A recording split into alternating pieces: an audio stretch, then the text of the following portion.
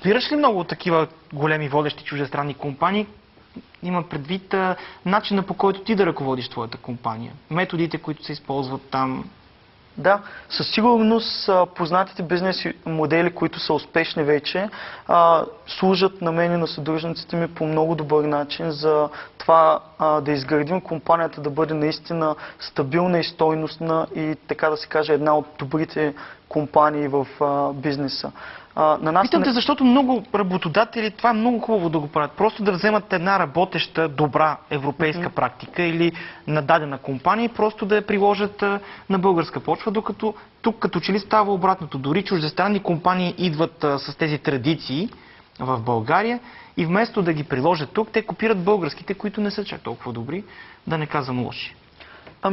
Това, което ние винаги се опитваме да направим е не просто да копираме една практика, а да анализираме големите успешни компании в нашия бизнес, като съответно извлечем което е най-доброто за нас. Все пак всяка компания не е еднаква с която и да е друга и нещо, което може да работи в Google или в Microsoft, може да не работи при нас.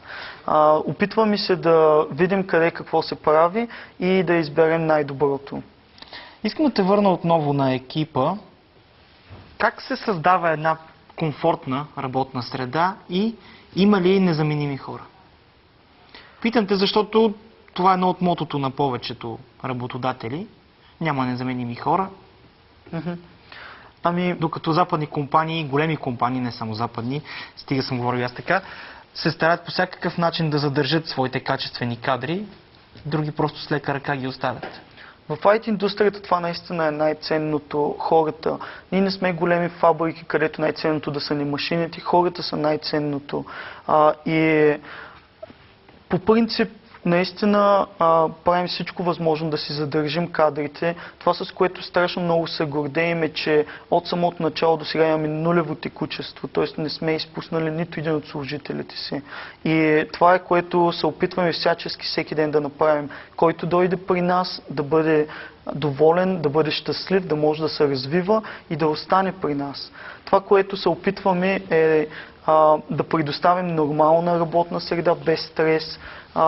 Например, имаме си джага, имаме си уютна среда по принцип офиса ни има доста тераси, имаме така градински люлки, всеки един получава лаптоп и по всяко едно време може да излезе навънка на тераса на градинската люлка да си поработи малко.